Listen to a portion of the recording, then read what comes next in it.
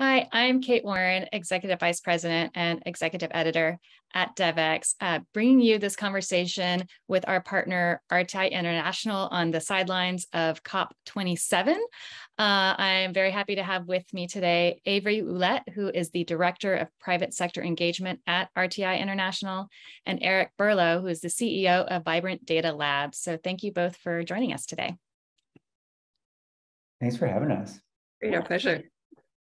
So a big topic of conversation happening at COP this week is climate finance. What commitments are being made, what ones have been met, or in many cases unmet, and how we can finance these large gaps in needs, in particular in areas like adaptation and for low and middle income countries.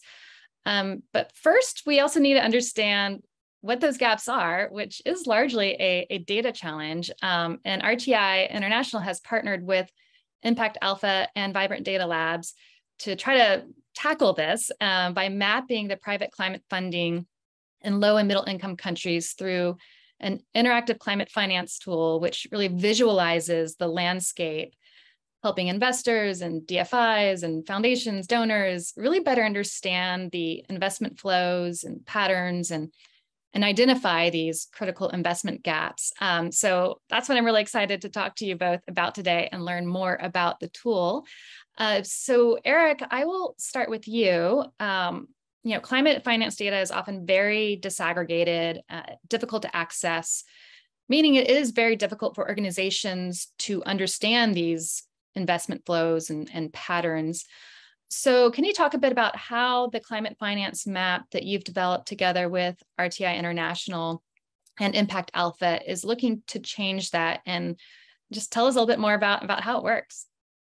Yeah, sure. A lot of times, there are data out there on like investments and grants. They're in different places, and it's hard to see them all together. And this problem has to be solved by all stages of development, from pre-commercial to commercial to non-commercial, et cetera. And so we've been embarking on this effort to synthesize it all in one place.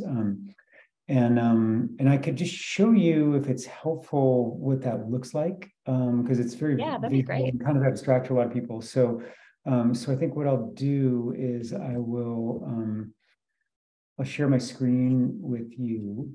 So here's the idea. We know that trillions of dollars of investments are going to be required to tackle all these issues we kind of deal with.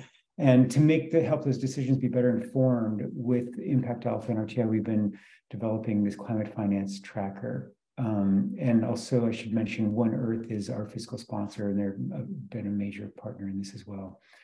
And the idea here is to track the flows of money to climate mitigation and adaptation efforts on the ground. There's a lot of efforts like the global landscape of climate finance, like Climate Policy Initiative, et cetera, that track big buckets of money to categories of things, but it's hard to know like who actually got the funding and what are they doing and who funded them.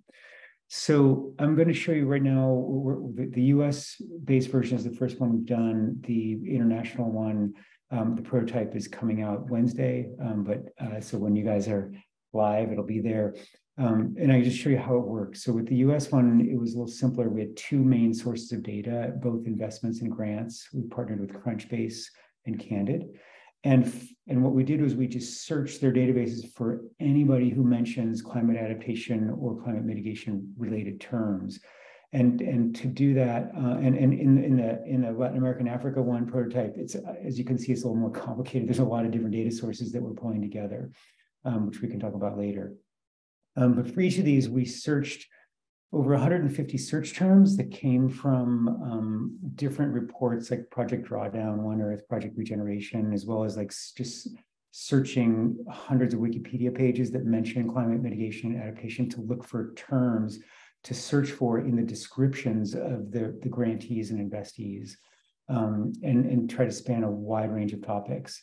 For the US map, this led to over 6,000 US-based companies and nonprofits, again, a blend of for-profit, nonprofit, that received over $230 billion in private investments and grants in the past 5 years.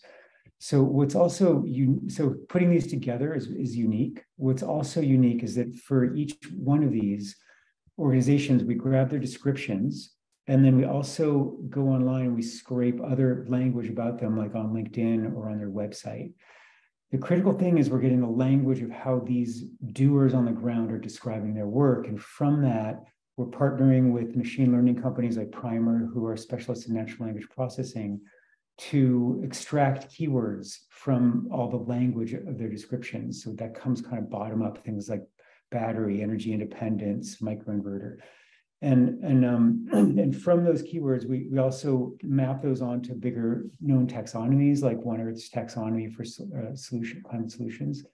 And we use those keywords to then find order in the chaos here. So what happens is, from the keywords, similar organizations huddle together into themes like renewable energy or electric vehicles or natural disasters. And these themes, this thematic distillation comes bottom up from the data, not from what the funders say they're doing, but from the language of how those doers on the ground describe what they do. And it's impossible to see that with a naked brain.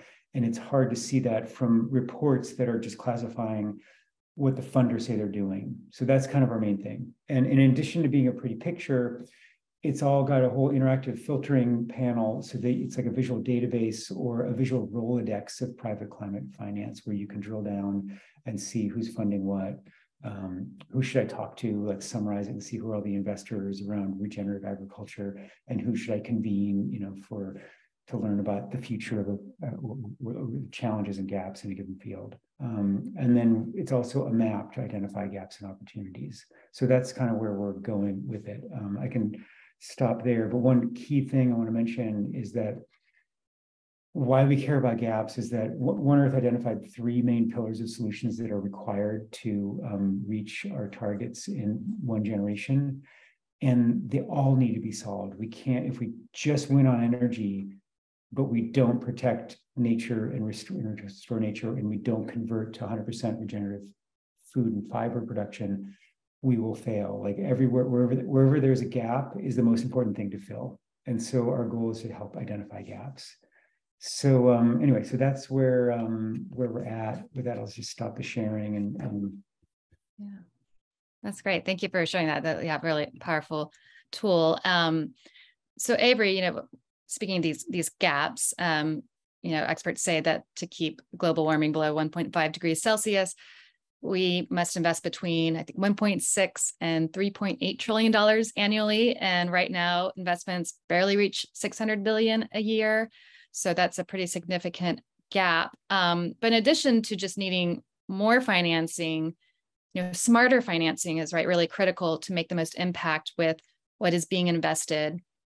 So how can this map be used and this tool be used to encourage collaboration and to identify, what type of capital is the most effective, and really where to use these scarce climate finance resources to scale the most effective solutions? No, that's a great question, Kate. And when Impact Alpha and Eric first showed us the US version, they gave us, a sneak preview and a prototype they were developing. We were immediately excited. RTI, we're both the Global Research Institute, we're a leading international development organization. And so we really understand the power of taking rich insights to do development better. And so we saw huge potential with this tool, but we also saw the huge challenges. It was such a dream when Eric said, oh yeah, we had these 2 databases that we were able to use to create this tracker. We're like, I don't think that's going to happen in low and middle income countries. So we really saw this as fostering collaborations in 2 interesting ways. So one was just even the collaboration or the movement that's going to be needed to bring everyone together to show what's happening. Eric uses this great phrase when he talks about this tool that, climate change really is an all hands on deck problem. And right now, most of the hands don't know what each other is doing. So, for example, if we're starting up a USAID activity focused on climate change, one of the first things you do is a 6-month assessment to map the landscape of who's doing what's the financing, what's that look like, where is it coming from?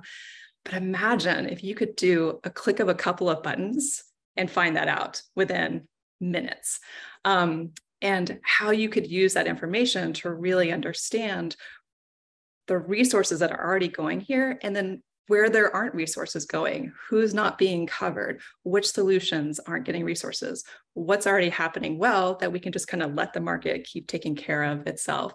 So we also saw its potential of like, how do we collaborate better on the ground in these different countries and regions? I could even imagine a situation where you think about entrepreneurs. They're often struggling to figure out who would fund the kind of solution that I have. Imagine if you could use this tool to be able to say, okay, I'm going to be in, the regenerative agricultural space. Who's already funding that? Who's invested in that? Who supports that? Let me go talk to them and see if they would be interested in doing this for me. And even looking at different outliers. So when we look at, Eric does these great bring clusters of different types of solutions. And sometimes we see that some of those solutions are going beyond just getting grant funding, that there is like this market-based or this equity capital that's going to them. Why is that? Like, what about their model is working well? And could we keep funding those kinds of models? So I think it really just accelerates the way that we're able to see what's working, how can we really turn commitment into action, and give us a really honest look at like, are we making a difference on the ground, or are we just living in an aspirational world? Yeah. And so, Eric, as you were developing the prototype for the map, you talk about finding access to the data, and Avery discussed the added challenges, particularly low and middle income countries. So how are you hoping to collaborate with others to continue adding data to the map? How can others that are joining us for this event maybe participate or contribute to this effort? Yeah, no, it's a good question. The data internationally, well, actually, I was pleasantly surprised that the investment data for private investments was relatively easier to get, and because there's a market for it, so there's different groups that do that, and we partnered with Global Private Capital Association and got data from Africa the Big Deal, et cetera. The difficult one is the philanthropy data, which in theory should be more transparent. And yet we used OECD for a lot of those data. And the challenge is that most of those data focus on transparency in the funders, not in the recipients of the funding. So there's data on the Gates Foundation gave X amount to agriculture in Africa, but we're trying to track like who got that on the ground, because then we use their descriptions to then evaluate like what did they do so that we can identify what's climate relevant. And so what we really need to build out more is more transparency around, where did the money go on the ground? Like who was the project on the ground that got it? Who was the organization that got it? So that we can really understand better what's happening. Was the biggest gap. And we've been doing a lot of work to enrich the data, to find their websites and scrape their information, et cetera. But it's a real challenge. And Avery, how do you envision, policymakers using this tool to help them identify where additional investments are needed? And how are you working with policymakers on, leveraging what you've built for them? Yeah, we see two ways that this tool could be really powerful. One is bringing an equity lens to really be able to say, like, all these different climate solutions, are they really reaching the entire population, or is there just pockets of change that are happening? And so let's make sure that we're using that information insights to bring these solutions to as many people as possible. And where that's not happening, are there different policy incentives that we can use to really broaden those solutions? And then secondly, to be clear on where is a market-based approach taking off on its own. So let the market keep doing that. Let the private sector keep investing in it. But then where are the areas where we're still going to need to subsidize that? We're still going to need to bring in grant funding. It's a little bit harder population or market case to make. So let's be a lot savvier with where public money is going, and not drenching an area that's already being solved by the market, and instead using it more strategically and targeted. Great. Well, I'm really excited that we'll actually be able, for those of you who are joining us in the room in Sharm for this event, we do have this tool pulled up on a laptop here that you can come and play around with and check it out for yourself. And for those of you who are joining us online, we'll be sharing a link to it so that you can also play around with it and check it out. Really interesting, fascinating stuff here. I think it'll be really powerful for a lot of the people joining us and thinking about how they can best invest the resources they have and be able to find opportunities to fill these gaps. So thank you both for your time today, and thank you to RTI International for your partnership on today's event. Great, thank you so much. I appreciate it.